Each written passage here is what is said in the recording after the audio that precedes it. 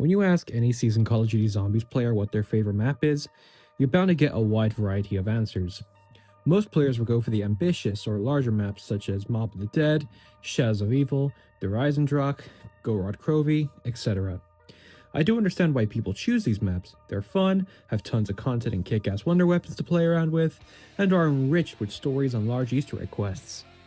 But when I am asked the same question, one map will always come to mind. Der Riese. The final map of World at War Zombies has always been the map I think of as my favorite. Well, kinda. And I wasn't really sure why, so I'm going to make a video today about why I enjoy Der Riese, catalog its many differences over the multiple variations we've gotten, and just kind of praise and talk about the map. Der Riese was released as part of Map Pack 3 in World at War on August 6, 2009. The map took place in a Group 935 facility that supposedly started everything we knew about zombies at that point. This map is full of rich lore via radios and pure environmental storytelling. Der Riese included numerous core features of zombies. These include monkey bombs, teleporters, Bowie knife, and the infamous pack-a-punch machine. Der Riese feels very final to World of War and lays out the groundwork for how BO1 will continue to expand on the zombies formula. However, I can't forget to mention the flytrap Easter egg. This Easter egg is kind of the first of its kind, allowing players to shoot a control panel just beside the map to find teddy bears hidden across the map. Shooting each teddy bear gives you a quote from Samantha Maxis herself as you play this game of hide and seek with her. Of course, Easter eggs are far more complex and narrative focused nowadays, but for the time, it was quite amazing and added further mystery to the one seemingly behind the zombie hordes we fight. Der Riese has received 4 versions in total, these versions being a World at War Mobile, Black Ops 1, and Black Ops 3. I tend to go into most of these versions, so stick around. Upon spawning into the map, you find yourself standing on a teleportation pad as you hear the doors shut to the pack-a-punch machine right in front of you, and a robotic voice declare how power is now critical. As you take in this new environment, all you can hear is the ever-present ticking of a clock stuck in time, just endlessly ticking on as if to reflect the endless waves you'll fight of the undead. Looking around your environment in the spawn room, you see a beautiful night sky as the embers of the flaming buildings surround you. The spawn room is fairly basic, but an area you'll find yourself going back to often due to the pack-a-punch machine remaining here.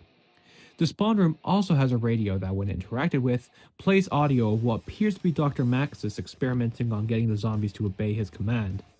This radio sets the idea in your head immediately that not only is this place where the zombies outbreak started, but gives you background into what exactly went wrong. You're presented with 2 doors, one leading you to the garage and another leading you to the animal testing facility. In my experience, most players will tend to open the doors through the garage. Both doors will ultimately lead you to the power area, where the mystery box awaits you alongside the power switch. Turning on the power opens up access to multiple areas. 2 doors connecting the garage and animal lab sides will open, alongside a bridge connecting the 2 on the opposite end. Now that the power is on, it's up to the player to turn on the pack-a-punch machine. Simply link up 3 teleporters located around the map to the spawn room. This is a rewarding process, as each teleporter linked up will spawn in a random power-up. Furthermore, linking up each teleporter provides the player access to use said teleporter to teleport from it to the spawn room. This will cost the player 1,500 points each time. So that's Der Riese's basic setup. But what about the map do I actually enjoy? Well, it comes down purely to gameplay for me. The gameplay of Der Riese is addicting, easy to grasp, but also has hints of challenge behind it, unlike its successor Kino der Toten. Der Riese doesn't make Pack-a-Punch as simple as 2 buttons. It requires you to really explore the map and work your way towards that sacred Pack-a-Punch machine.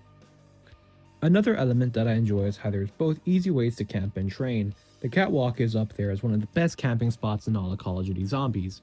Arm yourself with an LMG and just mow down any zombies running towards you, but you can opt to train by the power area with a Wunderwaffe or using the traps. It leaves a good balance of playstyles even for co-op matches. The map provides much of the lore that is key to understanding the zombies universe at that point. It tells us where Hellhounds came from, who Samantha is and what happened to her, and who Dr. Maxis was. To be honest, it's hard to put into words why I love this map so much. Is it because of how widely available it is across the franchise's history? Is it the wonder weapons? Pack-a-Punch? Lore? Honestly, it could be any of those things. But World of War Der Riese does have some, shocking flaws. Yes, I did intend a pun there, as I'm referring to the infamous Wunderwaffe glitch. This glitch has been a stain on World of War Derise's reputation, as essentially, when players shoot themselves with the Wunderwaffe, it somehow negates any effect Juggernaut once provided. This makes the player vulnerable to a 2-hit down. This glitch makes the Wunderwaffe basically unusable on this version of the map, which blows. And it's odd this glitch never got patched, and it never appears in any other variant of the map. Before we move into Black Ops 1 Riese, it's time for Zombies fun facts. Did you know that the Jay-Z in Wunderwaffe's name stands for Jimmy Zielinski? And furthermore, the name Porter in the Ray Gun's Pack-a-Punch name is a reference to Max Porter, the man behind the ray gun in Call of Duty. Black Ops 1 Riese doesn't actually leave a whole lot to say. The map does implement very few changes, but I'll quickly cover the significant ones. The weapons pool has partially been converted to the BO1 weapon pool, with the M1911 and then every other weapon in the mystery box. Then following the release of Moon, the map featured Mule Kick as an option in the garage, which actually gave the location a better purpose. Many glitches were patched, including the infamous Wunderwaffe glitch. And speaking of the Wunderwaffe, the Pack-a-Punch camo for it specifically now gives the weapon a gold finish, which is just gorgeous to look at. Black Ops 1 Riese, however, is largely the same as its World of War counterpart. I dare say it's even better, and the more definitive way to play the map. Not to mention it comes as part of the Resurrections DLC pack in Black Ops 1, so alongside it you get other World of War maps and Moon, so a pretty good deal all around. I do want to take some time to briefly talk about World of War Mobile Riese. Often forgotten by the community, World of War Zombies did have a mobile port at one point in time, which is sadly no longer available on smartphones.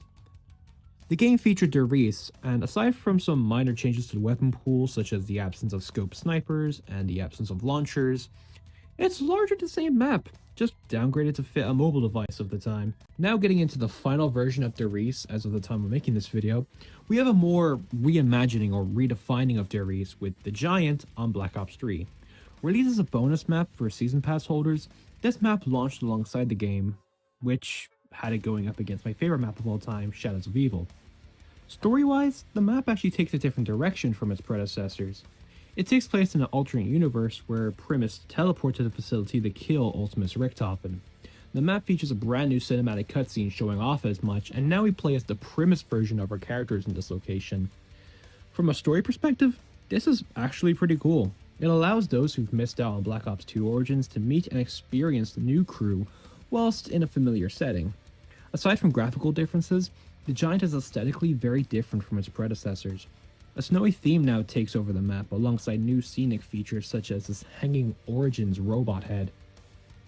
In terms of gameplay changes, the map stays mostly true to Riese's form, with the two largest changes in gameplay being the fact that the mystery box now can spawn anywhere on the map as opposed to the power area, and perk spawns are now all randomized. However, the hide-and-seek Easter egg from the previous games return, with a new reward and story context behind it. This time, it's Dr. Maxis who's playing the game with us, and upon shooting the new hiding locations, players can go to the garage and receive the Annihilator pistol for completing the side quest. Now, granted, this specialist weapon is complete dog shit, but before they threw it up on the Chronicles maps, it was a pretty unique dope reward. But the Giant goes on to feature a second quest with an arguably greater reward. The steps, however, are pretty simple. Get monkey bombs, teleport from each individual teleporter with an active monkey bomb inside the teleporter, then press the button on the teleportation platform, and the Origins robot will actually beam lasers into the snowy pit, which results in the player revealing a hidden perk. Now, this perk could either be Stamina or Deadshot. Now, this reward can kind of be disappointing depending on what you wanted, but I think the quest alone leaves a lot of memorable scenes, especially the robot shooting lasers out of its eyes, which can be quite impressionable on the player. Aside from the radios on the map, now reflecting the current lore of this timeline, the Giant still largely plays the same as Riese. The same tactics for camping and training can be used. Now, the Giant sadly does not bring back any of the old World of War or Black Ops 1 weaponry. The weapon pool is essentially just all BO3 weapons. So yeah, Riese. I think this map really laid out the groundwork for what Zombies would become in its entirety. You aren't making any gameplay compromises with this map like you would be with other World of War maps. Not to mention how I find this map to be perfect if you want to get into Zombies and learn the core mechanics of the mode in a single map, such as perks, power, pack-a-punch, the mystery box, wonder weapons, everything like that. Is it the best map of all time? No, not from an objective standpoint, but it really is a map I just really like a lot, and if I'm ever looking for a casual zombies experience, I can usually come back to this map, regardless of what game I'm playing it on. Hey, end of the video segment where I kinda update you guys on where I've been. I got busy to say the least. I'm kinda moving into college as the time I'm making this, so my attention's been mostly on that. Not to mention that I just found the COD Zombies with the COD series very limiting. You know, it's not a series I dislike making per se.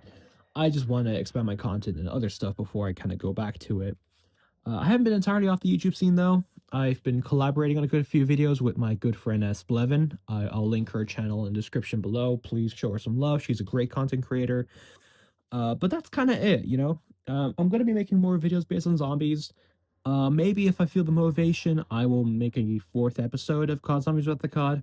But I'll see where my motivation takes me. And yeah, this is Moss from Moss Shoot Zombies, and I hope to see you guys next time.